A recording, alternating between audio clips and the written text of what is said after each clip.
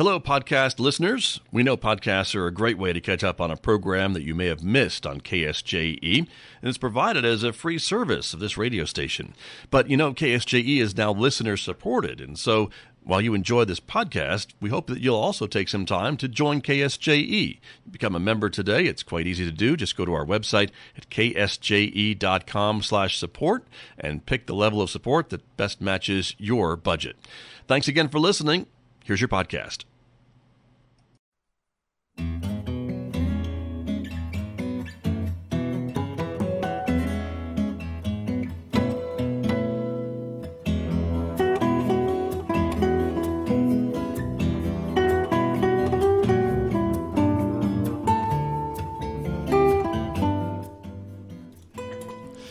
.34. It's Thursday morning here on KSJE, and you're listening to the Scott Michlin Morning Program. Now, our topic is the Sierra Club Military Outdoors Program, and my guests here in the studio, two people who are part of that program here in the Four Corners. Hart Pierce is joining us. Good morning. Good to see you. Thanks for being here. Good morning, Scott, and thanks for having us. You bet. Gordon Glass is also here. Good morning, Gordon. Good to see Scott. you. Nice to be here. Thank you for being here as well, everybody. And so, Hart Pierce, talk to me a little bit about this this program with the Sierra Club. It is designed for military veterans and their families to get out and enjoy the world around us. Is that kind of the idea? It certainly is, Scott. I want to emphasize it's open to everybody. It's not exclusively for active military or veterans. Okay. But we certainly focus and invite active military service members, their families, and veterans to participate. Sure.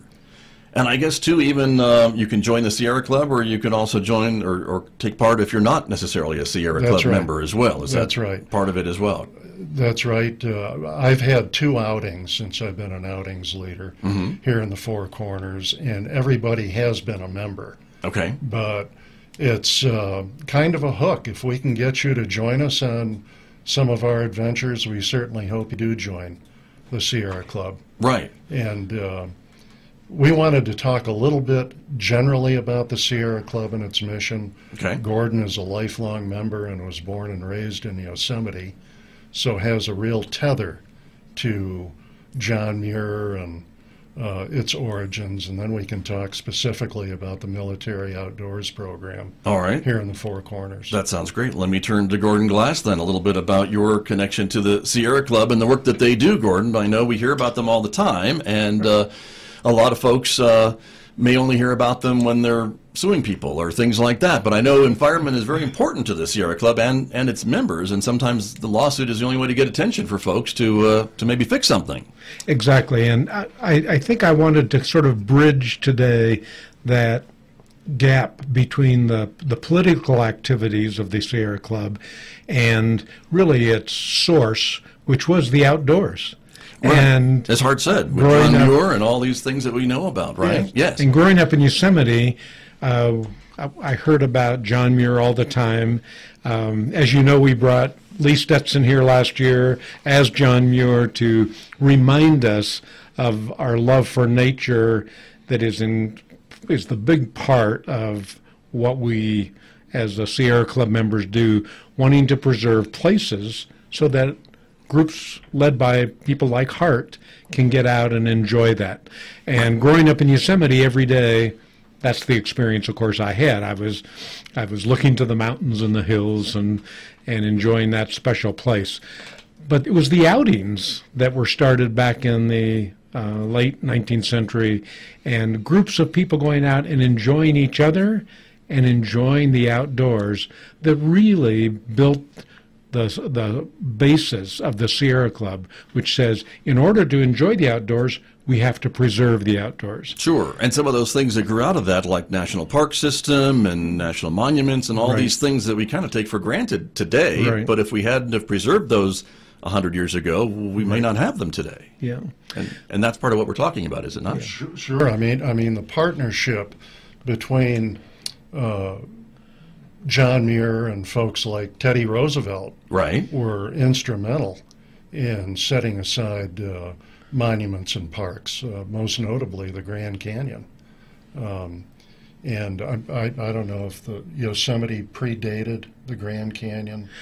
It did, but, and the state of California had taken some lead there in the 1860s, but it was gradually that partnership between the state, the people who loved the country, and the federal government that brought it into being. Right. And it has been a situation that we've had to renew our commitment over and over again.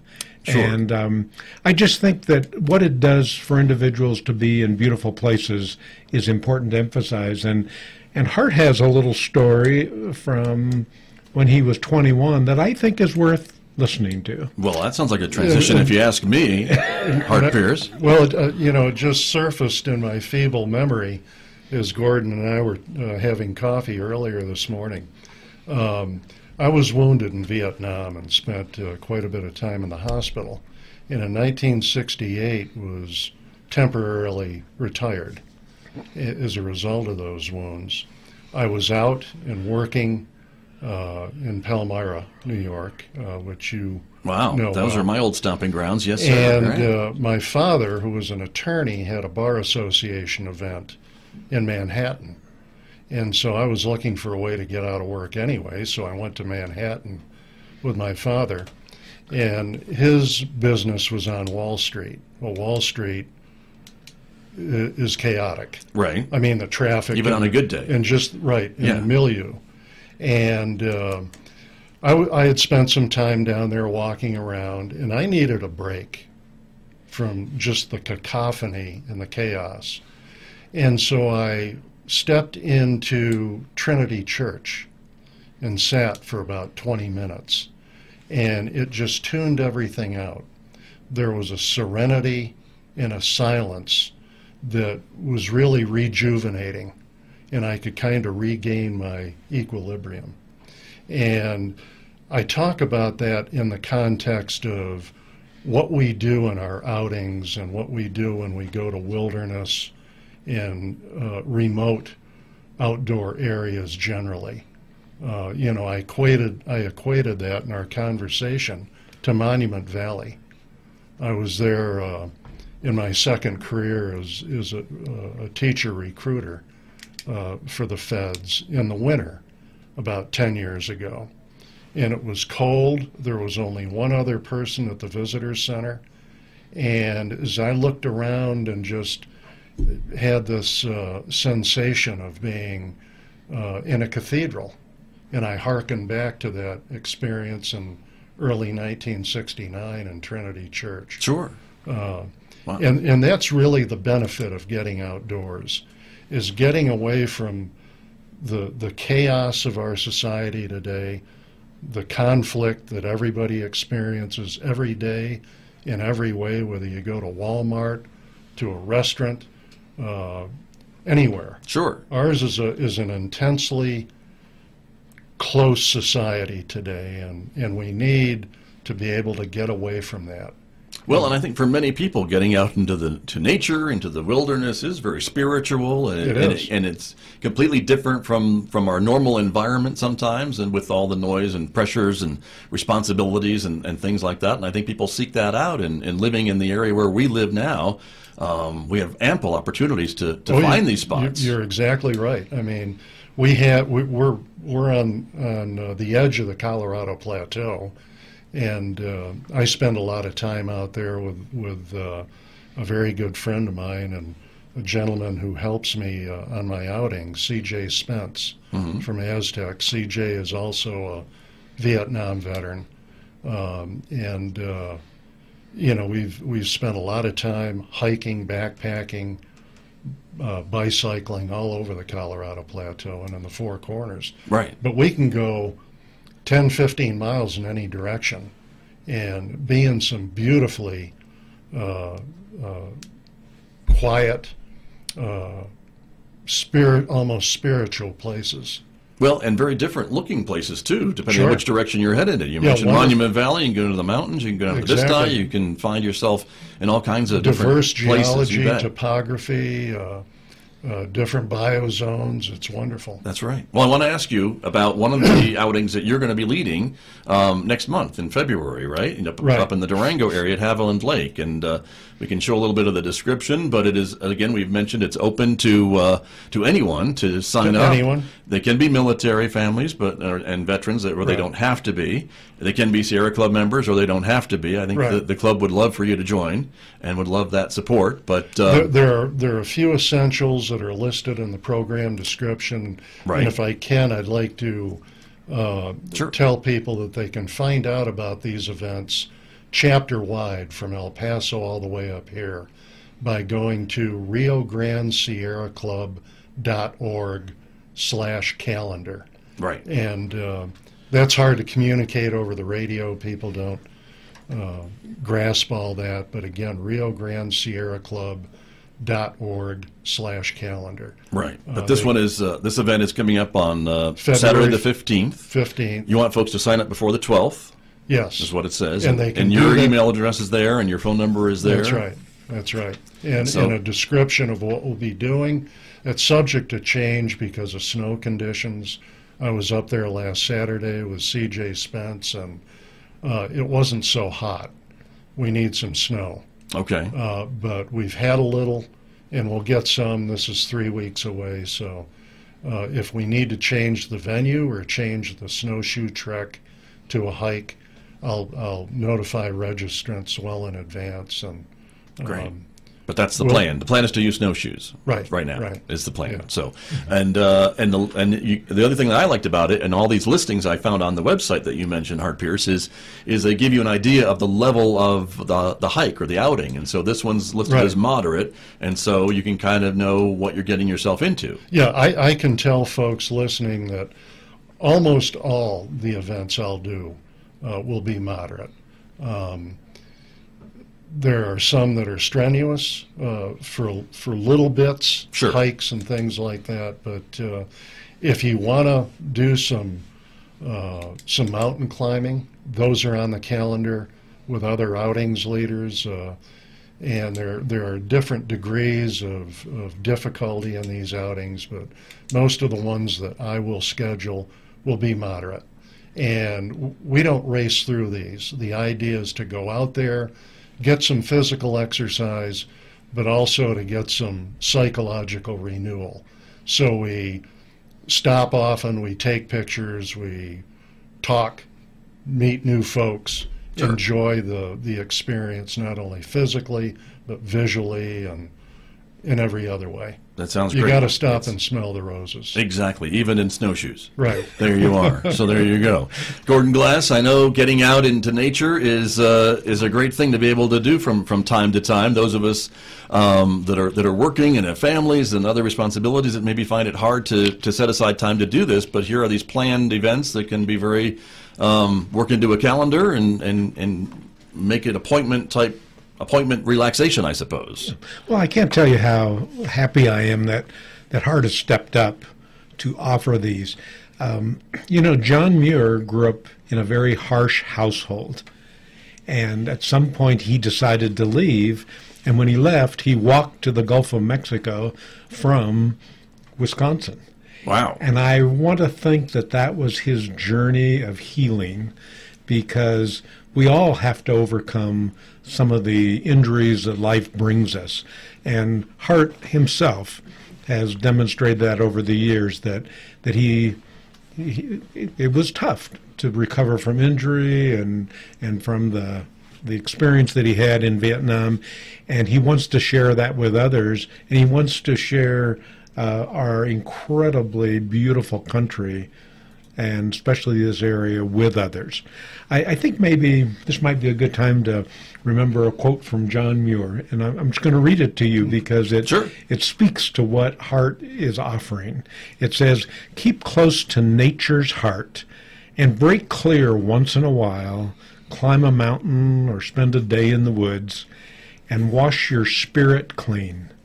And that aspect of us renewing ourselves is the whole reason that people like Hart, but also groups like the Sierra Club, want to preserve what we have. And what we have is beautiful.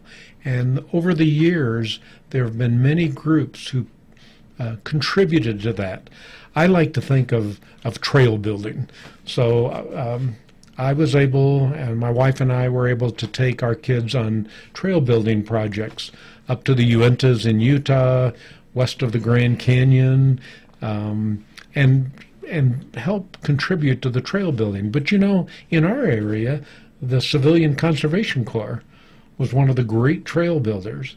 And it's important that we go out there and see those trails, but also see that we have a responsibility to renew some of that which was done that gets people out into nature so we can wash our spirits clean from time to time. That's very true. That's very true. Well, gentlemen, we were almost out of time, but Hart, a couple of final thoughts? There are a couple of people I'd like to recognize, Scott, who've been very important to me and who really got the Sierra Club Military Outdoors program started in New Mexico. The first is Terry Owen, who is now the Rio Grande Chapter Outings Director, and his cohort, Dr. John Link from the Veterans Administration.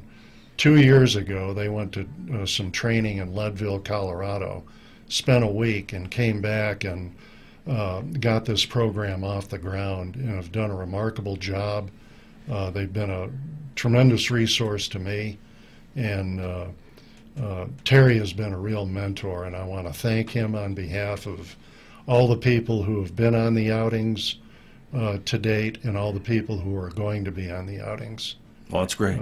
Well, I appreciate you spreading the word and giving them some public thanks. And again, the program is available. You can look on the website again to see all the outings that are planned throughout the region and the state, basically, right? Right, and the chapter encompasses West Texas, more immediately the El Paso area, all the way up here to the Four Corners. And again, your outing is up in the Durango area, so again, we'll be in the Durango area, southeastern Utah, here in northwestern New Mexico, and come and join us. There you go. There's another night hike we're showing right now at the Sandias. That's on Saturday, February 8th. And I'm hosting another at Sand Canyon on March 28th. Okay.